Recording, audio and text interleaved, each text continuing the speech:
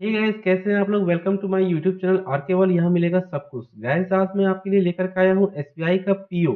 जी हाँ, जो पीओ का जो फॉर्म है वो उसकी नोटिफिकेशन जो है वो आउट हो चुकी है। तो उससे रिलेटेड आज हम वीडियो बना रहे हैं कि कैसे फॉर्म फिलअप करना रहेगा, क्या एज क्राइटेरिया रहेगा, सारा कुछ डिटेल्स हम डिस्कस करेंगे। सबसे पहले जो हमारे चैनल पे नए हैं वो चैनल को सब्सक्राइब करिए, और जो इस वीडियो को देख रहे हैं वो वीडियो अगर अच्छी लगे तो वीडियो को लाइक जरूर करिएगा। सबसे पहले हम शॉर्ट में आपको मैं बताऊं तो सबसे पहले सरकारी रिजल्ट पे आप आएंगे। यहाँ पे आने के बाद जो है यहाँ पे देखिए एसबीआई पीओ जो है यहाँ पे नोटिफिकेशन दे रखे हैं। इस पे जैसे ही हम क्लिक करेंगे, क्लिक करने के बाद हमारा ये वाला पेज जो है वो ओपन होगा। ओपन होने के बाद यहाँ पर देखिए, सबसे पहले मैं बता दूं एग्जाम का जो अप्लीकेशन डेट है वो 27/12/2024 से स्टार्ट हो चुकी है फॉर्म फिलअप की डेट, और जो कि 16/1/2025 तक इसकी जो है लास्ट डेट रहेगी।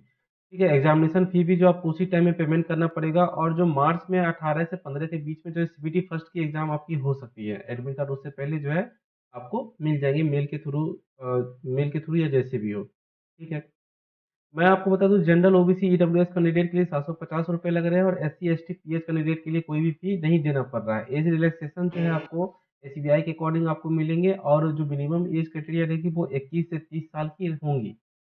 जो पोस्ट की मैं बात करूँ तो यहाँ पे साफ साफ जो बताया जा रहा है, या तो आप अपेयरिंग हो या तो आप पास कैंडिडेट हो। जो बैचलर डिग्री है उसमें आप अपेयरिंग या पास दोनों चलेगा। और अच्छी यूनिवर्सिटी से, यानी जो रिकॉग्नाइज यूनिवर्सिटी हो उनसे होनी चाहिए। जो इसमें रेगुलर है और बैकलॉग है उन सभी के पोस्ट यहाँ पे दे रखे हैं, यानी टोटल मिला के देखा जाए तो 600 के अप्रॉक्स में जो है पोस्ट टोटल है। तो ये कैसे अप्लाई करना है तो मैं आपको बता दूं, यहाँ पे क्लिक हियर का ऑप्शन दे रखा है अप्लाई ऑनलाइन के सामने में। इस पे जैसे ही हम क्लिक करेंगे तो हमारा ये वाला पेज ओपन होगा। थोड़ा बहुत हम नोटिफिकेशन पे समझ ले कि इसकी क्या एलिजिबिलिटी क्राइटेरिया रहेंगी। यहाँ पर देखिए टेंटेटिव आपको डेट दिया गया है कि कब से कब तक फॉर्म फिलअप का रहेगा, किस समय जो है आपका पेमेंट एप्लीकेशन फी है ना, डाउनलोड प्री कॉल लेटर कब तक आप डाउनलोड कर सकते हैं, ये सब टेंटेटिव आपको दे रखा है। आप एक नोटिफिकेशन जो आप चेक कर लीजिएगा। एलिजिबिलिटी क्राइटेरिया की बात करूँ एज लिमिट में, तो एज लिमिट उनके लिए है जिनका जो एज है 1/4/2024 तक में जो है 24 या तो 21 साल के हो गए हो या तो 30 साल के अंदर हो। मतलब ये है कि 2024 में आप या तो 21 साल के हो गए हो तो आप एलिजिबल हो गए हैं इसके एग्जाम देने के लिए, या तो फिर आप 30 साल के हैं तो एलिजिबल हैं इनके एग्जाम देने के लिए। यहाँ पर कैटेगरी वाइज आप देख सकते हैं कि कितना एज रिलैक्सेशन आपको मिलेगा। नॉन क्रीमी लेयर के लिए 3 साल के लिए एज रिलैक्सेशन मिल रहे हैं। ओबीसी कैटेगरी में एस सी एस टी के लिए 5 साल के लिए मिल रहे हैं। ये आप अपने हिसाब से जो है वो आप चेक कर लीजिएगा। प्री एग्जाम की बात करूँ तो इंग्लिश लैंग्वेज क्वांटिटेटिव एप्टीट्यूड और रीजनिंग एबिलिटी रहेंगी, जिसमें 40 क्वेश्चन जो है इंग्लिश के रहेंगे, 30 क्वेश्चन जो है रीजनिंग सॉरी मैथ के होंगे, और 30 क्वेश्चन जो है वो रीजनिंग के होंगे। ठीक है, टोटल जो है नंबर ऑफ क्वेश्चन 100 रहेंगे, जो कि प्रत्येक कॉलम वाइज जो है वो 20-20 मिनट का आपको टाइम मिलेगा। यानी टोटल मिला के देखा जाए तो आपके पास 1 घंटे का टाइम रहेगा 100 क्वेश्चन सॉल्व करने के लिए। सेकंड में भी कुछ ऐसा ही रहेगा कि जिसमें आपको रीजनिंग के साथ साथ कंप्यूटर के भी रहेंगे, डेटा एनालिसिस इंटरप्रेशन के भी रहेंगे, और जनरल अवेयरनेस के भी रहेंगे, इकोनॉमी बैंकिंग नॉलेज, ये सब के क्वेश्चन रहेंगे, जिसमें 40 30 60 40 यानी 170 क्वेश्चन टोटल रहेंगे। 200 मार्क्स के रहेंगे, और इसमें आपको जो है 3 घंटे की टाइम दी जाएंगी। तो ये आप अपने हिसाब से फिर आप चेकआउट कर लीजिएगा। अब इसमें जो मेंस में जो एग्जाम में 250 नंबर के जो होंगे वो राइटिंग टेस्ट, और जो मतलब आपका इंटरव्यू वगैरह जो होगा ग्रुप डिस्कशन मिला करके 50 नंबर के रहेंगे। तो टोटल जो इसमें 300 नंबर लाने आपको रहेंगे। नॉर्मलाइज मार्क्स जो है 75 का रहेगा। ये भी आप अपने हिसाब से एक बार आप नोटिफिकेशन को पढ़ लीजिएगा। तो चलिए हम मैं आपको बताता हूँ कि कैसे अप्लाई करना है फॉर्म को। सबसे पहले यहाँ पे हम आएंगे। यहाँ पे आने के बाद यहाँ पे जो पूछा मतलब बताया जा रहा है कि आपको रजिस्ट्रेशन नंबर और पासवर्ड जो है वो एंटर करना है, और देन कैप्चा कोड एंटर करना है। तो इसके लिए सबसे पहले हम यहाँ पे रजिस्टर करेंगे अपने आप को। जैसे हम रजिस्टर करेंगे तो मैं आपको बता दूं कि मैं ये वीडियो सिर्फ डेमो के लिए बना रहा हूँ। जो आपका एक्चुअल डिटेल्स होगा वो आप फिलअप करिएगा इसमें। ठीक है, जैसे यहाँ पर देखिए फर्स्ट नेम बताया जा रहा है। अगर आपका नाम जैसे सपोज अक्षय कुमार सिंह है तो यहाँ पर आप अक्षय अक्षय कुमार यहाँ पर भी वही चीज सेम फिलअप करेंगे, और यहाँ पर जो है मिडिल नेम अपना डालेंगे कुमार, यहाँ पर भी कुमार डाल के कंफर्म करेंगे, और यहाँ पर जो है सिंह डालेंगे, यहाँ पर भी जो है लास्ट में आप सिंह डालेंगे तो नीचे पे आ जाएगा अक्षय कुमार सिंह। ठीक है, यहाँ पे आप अपना मोबाइल नंबर एंटर करेंगे, फिर कंफर्म मोबाइल नंबर एंटर करेंगे। फिर जैसे ही यहाँ पे अगले पे आएंगे तो ये पे पूछा जा रहा है कि आपका अल्टरनेट मोबाइल नंबर क्या है। अगर आप देना चाहते हैं तो ये दे सकते हैं, अगर नहीं देना चाहते हैं तो ये चीज़ आप छोड़ सकते हैं। जैसे ईमेल आईडी की मैं बात करूँ तो ईमेल आईडी में यहाँ पे आपको ईमेल का फर्स्ट पार्ट आपको एंटर करना है। जैसे जैसे ये मेरा ईमेल आईडी हो गया। ठीक है, @ यहाँ पे दे रखा है, और किस डोमेन पे है, जीमेल पे है, या रेडिफ मेल पे है या याहू मेल पे, जिस पे भी है आप उसको सेलेक्ट करेंगे। सेलेक्ट करने के बाद जो है यहाँ पर जो है वो कंप्लीट आपको ईमेल आईडी यहाँ पे लिखनी रहेगी। लिखने के बाद यहाँ पे कैप्चा कोड आप एंटर करिएगा। एंटर करने के बाद जो है आप सेव एंड नेक्स्ट पे क्लिक कर सकते हैं। तो यहाँ पे हम आ गए नेक्स्ट पेज में। नेक्स्ट पेज में आने के बाद यहाँ पे जो है मुझे फोटो अपलोड करना पड़ेगा और सिग्नेचर अपलोड करना पड़ेगा। तो इसका जो गाइडलाइन है यहाँ पे हम जैसे ही क्लिक करेंगे, ये जो है हमारा गाइडलाइन यहाँ पे ओपन हो जाएगा। यहाँ पे मुझे बताया जा रहा है कि जो इसकी जो साइज़ रहेंगी, इसकी जो साइज़ रहेंगी वो 3x5 के ये देखिए 4x5 सेंटीमीटर इंटू 3x5 के साइज़ में रहेंगे। ठीक है? ये 50 केबी के अंदर, मतलब 20 से 50 के बीच में होनी चाहिए, 50 के बीच से अंदर ही होनी चाहिए, 50 के बीच से ज़्यादा की नहीं होनी चाहिए। वहीं अगर मैं सिग्नेचर की बात करूँ तो ये भी जो है 10 से 20 केबी के अंदर होनी चाहिए, उससे ज़्यादा के नहीं होनी चाहिए। जहाँ पे जो है थंब इम्प्रेशन पड़ेगा लेफ्ट हैंड का, उसकी भी जो साइज़ है वो 20 से 50 के बीच में होना चाहिए, 240 इंटू 240 पिक्सल या 200 डीपीआई में होनी चाहिए। जो आपका जो सेल्फ डिक्लेरेशन जो रहेगा, वो भी 50 से 100 के बीच में आपको सेल्फ डिक्लेरेशन कैपिटल लेटर जो है वो एक्सेप्ट नहीं है। आपको जैसे आप रनिंग में जैसे आप लिखते हैं हैंड राइटिंग में, जो आप ऐसे वगैरह जिस टाइप से लिखते हैं, आप उस टाइप में लिख करके ये चीज़ आपको देना रहेगा। तो चलिए यहाँ पे अपने फ़ोटो अपलोड करते हैं, फिर सिग्नेचर अपलोड करते हैं। अपलोड करने के बाद जो है यहाँ पे आई कन्फर्म पे हम क्लिक करेंगे। क्लिक करने के बाद सीधा आपको नेक्स्ट पे क्लिक करना होगा। अब देखिए, जैसे ही हमने नेक्स्ट किया, नेक्स्ट करने के बाद यहाँ पे जो पूछ रहा है कि आपका कैटेगरी क्या है, आप अपने हिसाब से अपना कैटेगरी सिलेक्ट कर सकते हैं। आप ओबीसी से बिलोंग करते हैं या जनरल कैटेगरी से बिलोंग करते हैं या ईडब्ल्यूएस से बिलोंग करते हैं। मैं यहाँ पे एक डेमो के लिए एससी से रिलेटेड वीडियो बना देता हूँ ताकि मुझे फी को पेमेंट ना करना पड़े। ठीक है? अब यहाँ पे पूछ रहा है सब कास्ट। सब कास्ट वो होता है जो आपके जाति प्रमाण पत्र पे जो कास्ट लिखा हुआ रहेगा, वो यहाँ पे आप एंटर करेंगे अपना कास्ट।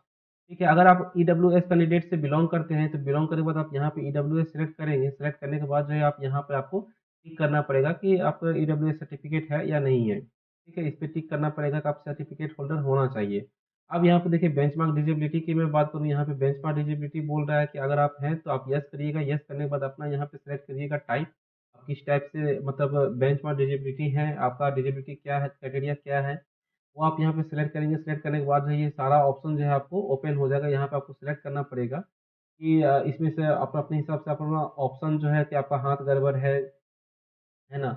या आप आपका दोनों आर्म जो है वो गड़बड़ है, वो आप अपने हिसाब से यहाँ पे सिलेक्ट कर लीजिएगा, जो भी कैंडिडेट है। फिर यहाँ पे आपको उसी से रिलेटेड जो है आपको पूरा चीज़ सिलेक्ट करना पड़ेगा। ठीक है? कि आपका जो है हाथ गड़बड़ है, आपको स्क्राइब की नीड है ना? या दाहिना हाथ गड़बड़ है, जो भी है आपको इस ढंग से जो है आपको पूरा ऑप्शन को सिलेक्ट करना पड़ेगा। अगर आप नहीं है तो सिंपली यहाँ पे आप नो कर दीजिएगा। नो करने के बाद आप जैसे ही आगे बढ़ेंगे, ये भी उसी चीज़ का हिस्सा है। जैसे ही आप आगे बढ़ेंगे तो यहाँ पे आपको रिलीजन का जो है कॉलम दिखेगा। यहाँ पे ये जो 2016 वाला दिख रखा है, यहाँ पर भी आप नो कर देंगे अगर आप बेंचमार्क डिसेबिलिटी नहीं है तो। ठीक है? फिर यहाँ पे रिलीजन का कॉलम आपको दिखेगा। रिलीजन में आप अपना जो रिलीजन जो है वो सिलेक्ट करेंगे। सिलेक्ट करने के बाद यहाँ पे पूछ रहा है कि आपका जो रिलीजन है वो माइनॉरिटी कम्युनिटी के अंतर्गत आता है। तो अगर आप हिंदू, मुस्लिम सॉरी, अगर आप मुस्लिम, सिख, ईसाई ये सब धर्म से बिलोंग करते हैं तो आप यहाँ पे यस करेंगे। अगर आप हिंदू धर्म से बिलोंग करते हैं तो यहाँ पर आप नो करेंगे। यहाँ पे जो कहा जा रहा है कि क्या आप एक्स सर्विसमैन हैं? अगर आप हैं तो आप यहाँ पे अपना सर्विस का जो मंथ में जो है आप अपना यहाँ पे बताएँगे कि आपने कितने साल जो है ना आपने जॉब किया है, उसको मंथ में करके आपको बताना यहाँ पर रहेगा। ठीक है? अगर आप नहीं हैं तो आप यहाँ पे सिंपली जो है आप नो कर दीजिएगा। अब अब यहाँ पे कह रहा है कि क्या आपने एसबीआई का एग्ज़ाम जो है वो कितने बार दिया है? कितने अटेम्प्ट आपने एग्ज़ाम दिए हैं? तो सबसे बड़ी बात मैं आपको बता दूँ कि ये जो अटेम्प्ट जो है वो 2010 से काउंट किया जाएगा और 2010 से काउंट तब किया जाएगा जब आपने मेंस के पेपर दिए होंगे, क्योंकि इसमें प्री के जो एग्ज़ाम जितने भी बार आपने दिए वो काउंट नहीं होगा। आपने मेंस एग्ज़ाम जो वो कितनी बार दिया है उस अटेम्प्ट को यहाँ पर लिखना है। अगर आपने एक भी बार नहीं दिया है मेंस का एग्ज़ाम तो यहाँ पर आप 0 टाइप कर सकते हैं। उसके बाद हम आगे बढ़ेंगे। आगे बढ़ने के बाद यहाँ पे जो कहा जा रहा है कि क्या आपने कोई लोन को डिफ़ॉल्ट किया है? क्या आपका सिविल खराब है? आपने लोन का जो है ओवरड्यू है, पेमेंट नहीं किया है?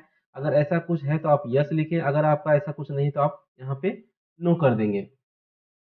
ठीक है? अब जैसे ही हम आगे बढ़ेंगे तो यहाँ पे कह रहा है कि आपके करैक्टर के खिलाफ कोई रिपोर्ट है, जैसे केस वेस ऐसे इस टाइप का कुछ है ऐसा, आप येस करेंगे। अगर नहीं है तो आप सीधा नो कर दीजिएगा। यहाँ पे कह रहा है कि क्या आप स्टेट बैंक ऑफ इंडिया के एम्प्लॉयी क्रिटिकल कैडर में, अगर आप हैं तो आप येस करिएगा, नहीं तो नहीं करिएगा। यहाँ पे कह रहा है कि आप ऑफिसर कैडर में थे स्टेट बैंक ऑफ इंडिया के एम्प्लॉय, अगर है तो इसमें भी आप यस करिएगा, नहीं तो आप नो कर दीजिएगा, ठीक है। इसके बाद कह रहा है कि आप एक्स सर्विसमैन रह चुके हैं, जो मतलब इसमें आप ये कह रहे हैं कि क्या आप ex serviceman state bank of India के हैं जो कि रिजाइन कर चुके हैं क्रिटिकल कैडर में।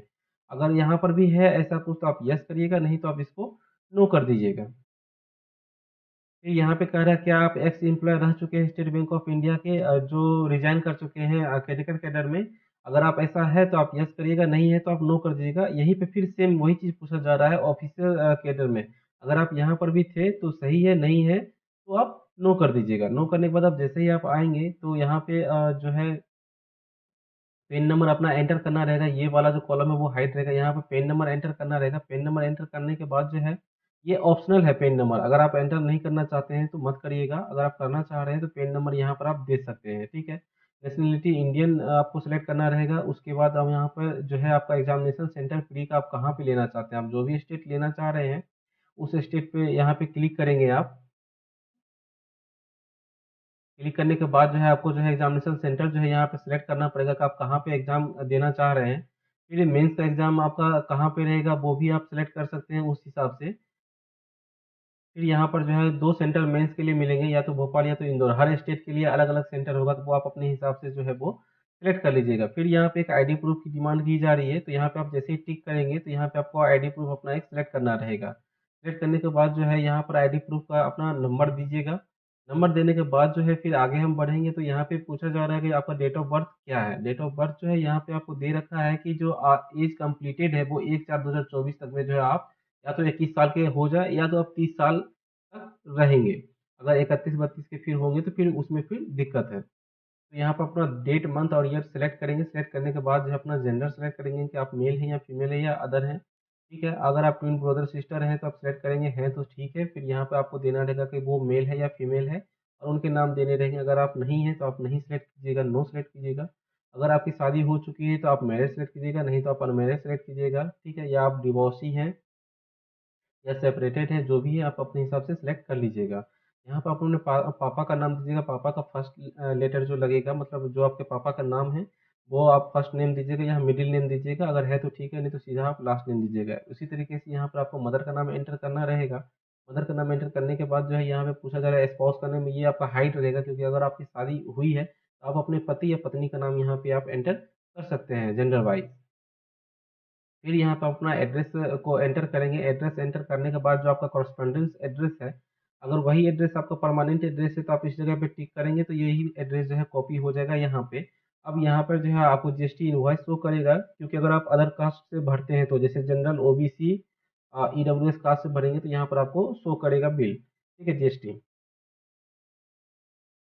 अगर आप नहीं हैं तो फिर यहाँ पे नील ही शो करेगा। नील करने के बाद यहाँ पे वैलिडेट करेंगे। वैलिडेट करने से ये होगा कि जो भी कॉलम में एरर होगा वो आपको बता दिया जाएगा। अगर आप एरर नहीं होता है तो देन ये चीज़ जो है वैलिडेट डन सक्सेसफुल बताएगा। फिर यहाँ से आप सेव एंड नेक्स्ट कर सकते हैं। अब यहाँ पे जैसे ही मैंने नेक्स्ट किया, नेक्स्ट करने के बाद जो है क्वालिफिकेशन डिटेल्स की चर्चा यहाँ पे हो रही है। तो यहाँ पे सबसे बड़ी बात है कि यहाँ पे आपको सिलेक्ट करना है। यहाँ पे 10th-12th आपसे नहीं मांगा जा रहा है, सीधा ग्रेजुएशन की बात की जा रही है। ग्रेजुएशन और ग्रेजुएशन से ऊपर की बात की जा रही है। यहाँ पे आप सेलेक्ट करेंगे क्या आप अपियर कैंडिडेट है। और मैं आपको बता दूंगा, अगर आप अपियर्ड है यानी फर्स्ट टाइम दे रहे हैं, आपकी अभी आपकी ग्रेजुएशन कंप्लीट नहीं हुई है, तो मेक श्योर कर ले कि अप्रैल से पहले आपकी डिग्री कंप्लीट होनी चाहिए, ठीक है। तो ही आप इसमें एग्जाम दे पाएंगे। यहाँ पे साफ-साफ यहाँ पे देख लीजिएगा, गाइडलाइंस यहाँ पे दिया हुआ है, ठीक है। तो आप अपियर है तो अपियर डालेंगे, अगर आप पास आउट कैंडिडेट है तो पास आउट डालेंगे। यहाँ पे आप अपने सब्जेक्ट का नाम डालेंगे कि आपने किससे जो है आपने जो ग्रेजुएशन की डिग्री ली है वो यहाँ पे आप एंटर करेंगे। एंटर करने के बाद जो है यहाँ पे अपने आप यूनिवर्सिटी का नाम एंटर करेंगे। देन यहाँ पे जो है यहाँ पे स्थान आप एंटर करेंगे कि आपका इंस्टीट्यूट जो है वो कहाँ पे है, ठीक है। तो यहाँ पे फिर डेट ऑफ पासिंग यहाँ पे एंटर करेंगे कि आपने कब पास किया, कितना मार्क्स आया है और ग्रेड आपका कौन-सा आया है, फर्स्ट क्लास है, सेकंड क्लास है या सिर्फ पास आउट हुए हैं, जो भी है वो अपने हिसाब से आप सेलेक्ट कर लीजिएगा। आपकी योग्यता इससे ऊपर की है, यानी आप पोस्ट ग्रेजुएट हैं या अदर हैं, कोई क्वालिफ़िकेशंस आपके पास है, तो आप यहाँ पे डिटेल्स जो है वो आप एंटर कर सकते हैं। अगर आपके पास ऐसा डिटेल्स कोई भी नहीं है, सिर्फ ग्रेजुएशन आपने कर रखा है, तो वो भी आप एलिजिबल हैं, उसके लिए भी कोई दिक्कत नहीं है। आप यहाँ से फिल करके आप आगे बढ़ सकते हैं। आगे बढ़ने के बाद यहाँ पे आपसे पूछा जा रहा है कि क्या आप जो है एग्ज़ाम देने के लिए जो ट्रेनिंग एक होता है प्री एग्ज़ाम ट्रेनिंग, क्या आप वो देना चाहते हैं? अगर आप देना चाहते हैं तो इसको आप यस करिएगा। यस करने के बाद आप किस ज़िले में देना चाहते हैं, कौन से स्टेट में वो ज़िला आता है, वो जगह सेलेक्ट करना पड़ेगा। यहाँ पर फिर आप सिटी सेलेक्ट करिएगा कि आप किस सिटी में मतलब आप एग्ज़ाम देना चाह रहे हैं, क्योंकि ये कुछ सिटी के लिस्ट वहाँ पे ओपन होंगे, आपको उसी सिटी से रिलेटेड आपको सेलेक्ट करना पड़ेगा। अगर आप प्री एग्ज़ाम की ट्रेनिंग नहीं देना चाहते हैं तो देन फिर आप जो है इसको नो कर दीजिएगा। नो करने के बाद जो है यहाँ पे फिर आगे पूछा जा रहा है कि आपका लैंग्वेज आप बताइए, लोकल लैंग्वेज क्या रहेगा आपका। तो आप अगर हिंदी जान रहे हैं, भोजपुरी जान रहे हैं, मैथिली जान रहे हैं, गुजराती जान रहे हैं, जो भी जान रहे हैं, मतलब पढ़ना, लिखना और बोलना तीनों आना चाहिए। यहाँ पर सिंपल से आप हिंदी टाइप करेंगे, अगर हिंदी आपको पढ़ना आ रहा है तो टाइप करेंगे, लिखना भी आ रहा है और बोलना भी आ रहा है तो वो आप टाइप कर सकते हैं, यहाँ पे टिक मार्क करेंगे। अगर इंग्लिश में सिर्फ पढ़ना आ रहा है और लिखना आ रहा है, बोलना नहीं आ रहा है, तो आप इसको छोड़ सकते हैं। फिर आप अपने डिटेल्स को वैलिडेट करेंगे, वैलिडेट अगर सक्सेसफुल होता है देन फिर आप सेव एंड नेक्स्ट पे क्लिक करेंगे। यहाँ पर हम देखेंगे, यहाँ पे साफ-साफ कह रहा है आई एग्री करने के लिए, क्योंकि सारा डिटेल्स सही है वो आप मैच कर लीजिएगा। मैच करने के बाद जो है यहाँ पे पूछा जा रहा है कि आप कन्फर्म करो कि आपके द्वारा जो दी गई जानकारी है या आपका नाम जो भी है वो आपके आईडी प्रूफ से मैच करता हो। अगर मैच करता हो तो आप यहाँ पे जो है टिक मार्क करेंगे। अगर आप मैच नहीं करता है, आपने नाम अपना चेंज किया है या कोई भी डिटेल्स चेंज है, उससे रिलेटेड अगर कोई आपके पास प्रूफ है तो वो प्रूफ आप एग्ज़ामिनेशन सेंटर पे ले जाइएगा, देन फिर इसको क्लिक करिएगा। नहीं तो आपके आईडी प्रूफ के अकॉर्डिंग सारा कुछ सही है डिटेल्स, आप इसको रहने दीजिएगा और इस पे क्लिक करके जो है यहाँ पे कंप्लीट रजिस्ट्रेशन पे क्लिक करेंगे। जैसे ही क्लिक करेंगे यहाँ से पूछा जाएगा कि आप कंफर्म है, इसको लॉक कर दिया जाए, तो जी हाँ, बिल्कुल लॉक कर दिया जाए। इसको जैसे ही आप ओके करेंगे, आपका एप्लीकेशन जो है वो सक्सेसफुली लॉक हो जाएँगे। लॉक होने के बाद जो है नेक्स्ट पेज जो ओपन होगा, नेक्स्ट पेज में आपसे माँगा जाएगा कि लेफ्ट थंब इम्प्रेशन और हैंडराइटिंग डिक्लेरेशन। वो जैसे ही आप यहाँ पे अपलोड करेंगे, अपलोड करने के बाद जो है सिक्योरिटी कोड जैसे ही एंटर करेंगे, एंटर करने के बाद सेव एंड नेक्स्ट करेंगे, तो ये जो फॉर्म है, उन बंदों के लिए जो जनरल ओबीसी और ईडब्ल्यूएस कैंडिडेट से बिलॉन्ग करते हैं, उनके लिए पेमेंट ऑप्शन पे वो जो है रिडायरेक्ट हो जाएगा। जो भी एससी, एसटी, फिजिकल हैंडीकैप्ड जो व्यक्ति हैं, वो यहीं से सेव एंड नेक्स्ट जैसे ही करेंगे तो आपका फॉर्म जो है वो ऑलरेडी सबमिट हो जाएगा। तो चलिए हम यहाँ पे लेफ्ट थंब इम्प्रेशन और हैंडराइटिंग डिक्लेरेशन अपलोड करते हैं। अब देखिए, जैसे ही हमने नेक्स्ट किया, नेक्स्ट करने के बाद हमारा फाइनल ये फॉर्म जो है लॉक होकर के प्रिंट एप्लीकेशन के लिए जो है वो ओपन हो गया। यानी यहाँ से आप सीधा प्रिंट आप निकाल सकते हैं, आपका फॉर्म जो है सक्सेसफुली सबमिट हो चुका है। ठीक है, तो यहीं तक था ये वीडियो। आपको कैसा लगा? अगर वीडियो अच्छा लगा हो तो प्लीज़ वीडियो को लाइक करिएगा। अगर चैनल पे हमारे नए हैं तो चैनल को सब्सक्राइब करिएगा, ताकि हमें जो है मोटिवेशन इससे मिल सके और नेक्स्ट वीडियो में मिलते हैं हम आपसे। तब तक के लिए धन्यवाद।